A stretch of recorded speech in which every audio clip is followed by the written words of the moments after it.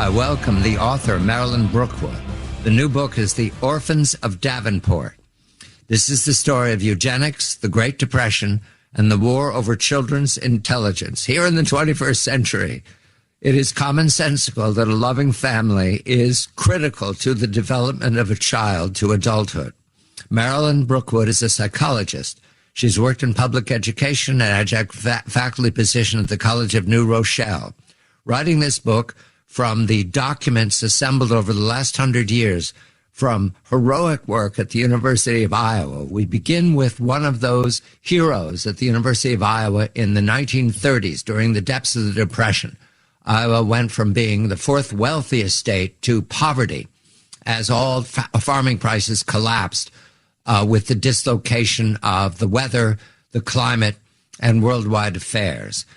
In Chicago, at the American Association on Mental Deficiency, 1939, a man takes to the podium in the fourth day. It's unseasonably hot. This is Marilyn's reporting. His name is Harold Skeels. He's a professor, he's a doctor, he's a psychologist. Marilyn, congratulations and a very good evening to you. Who is Harold Skeels that day? What is he presenting? And what opposition does he face? Good day to you. Thank you, and my appreciation for your interest in my book. So Harold was a conventionally trained expert in animal husbandry when, for reasons we don't understand, he took himself to the Iowa station and began to do research on children's intelligence. He began by thinking that children really had the same intelligence as their parents, just as everybody else thought in that time. And as he did his research, he stumbled on very, very surprising results. His first surprise was testing the intelligence of children in the Davenport orphanage and discovering two children who were 13 months and 16 months old, who had extremely low intelligence. And he realized immediately he was going to have to place them in an institution for the very lowest intelligence groups, and they would remain there for the rest of their lives.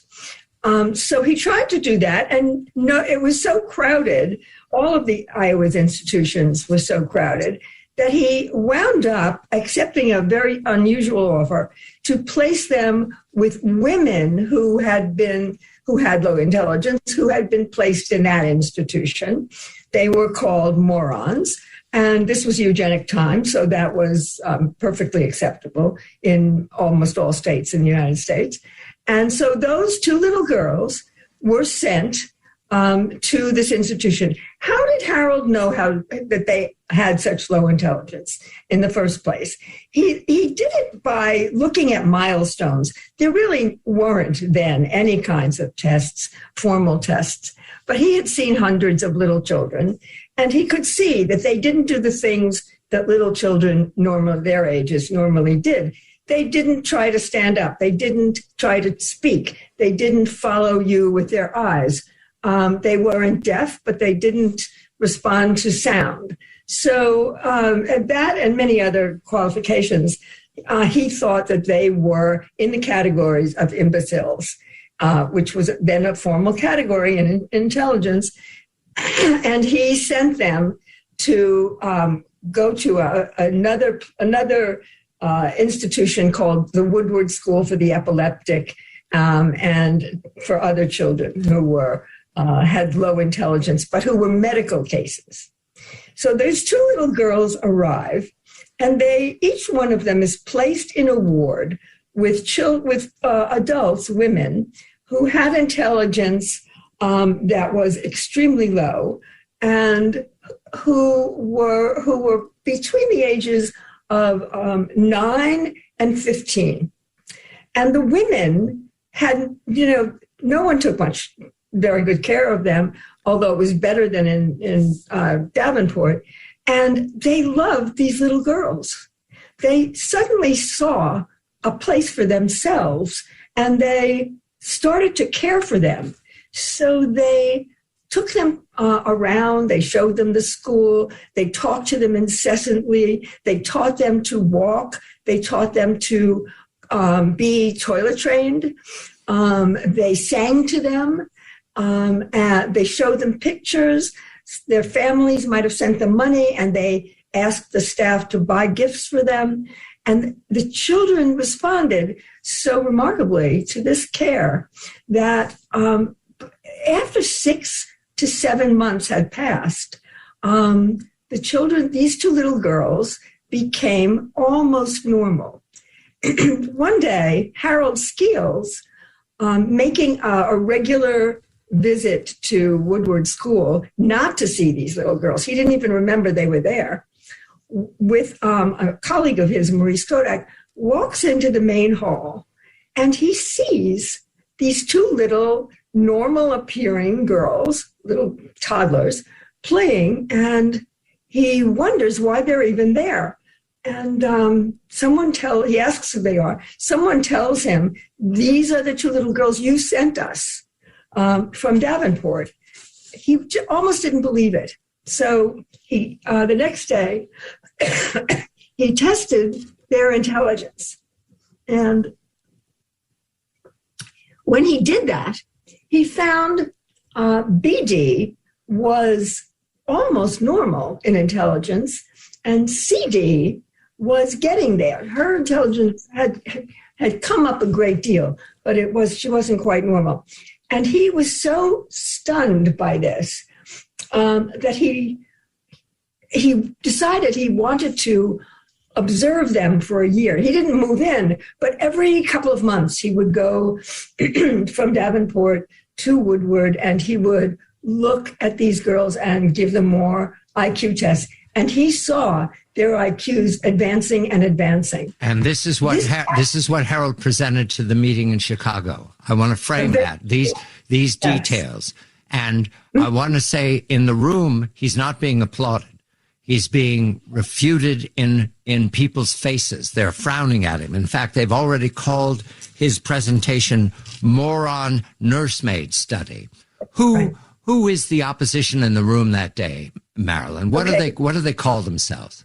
No one really wanted to believe that Harold could be right, or that the people in Iowa could be right about this. They thought this research was tainted in some way. And the people who were in the room were eugenicists. Most of America's psychologists in that time were were believers in eugenics. The leader of the group that attacked Harold was not present. His name was Louis Terman, and Louis Terman was the head of the psychology department at Stanford University, a very prestigious position. And Louis Terman was one of the leading eugenicists in America. His allies were in the room, however, and they all knew that Harold Skeels would be there. I want to go several months later to frame the seriousness of the opposition. This is 1939, spring of 1939. We now go to the winter of 1940. Everybody knows what's going on right now. The world's at war in Europe, and it's about to be a war that the U.S. is drawn into. However, children are being abused. Adults are being abused. The world is at war. But in February of 1940, the director of the Iowa station, this is the University of Iowa, it has a school attached to it, and it studies children's psychology. His name is George Stoddard. He climbs the steps in St. Louis, making a presentation to a similar association. You report that they attacked him ferociously. They were waiting for him. What did they fear? Why were they attacking Stoddard so quickly? And then we'll turn to what eugenics is. Why that day? So Stoddard, I would say Stoddard wasn't attacked ferociously, but they were waiting to attack him. And Stoddard had hoped at this meeting, which was a national meeting of psychologists from all over, none of whom really knew in detail about the Iowa work. It wasn't like today when people can read these things on the internet. So Stoddard was looking forward to an opportunity to present the Iowa work. But Dr. Terman had made sure that didn't happen. And the most important Iowa papers were not presented. And Dr. Terman also made sure that a paper that should have been presented, that one of his colleagues had written and would have given the Iowa people an opportunity to refute the criticisms of the Iowa work, that paper also was kept out of the discussion. I won't go into why, but it's all in the book. And so George Stoddard was waiting for a ferocious attack. The actual attack didn't come in the way he thought. It came later.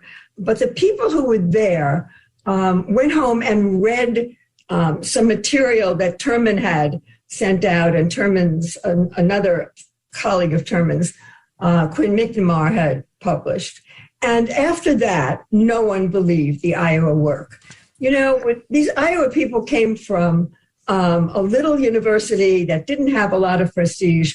And here were these very prestigious psychologists from all over the country saying, no, this can't really be happening. They were denying common sense in the 21st century. So let's turn to, who are these eugenicists? Where do they come from? What is an IQ test in the early part of the 20th century?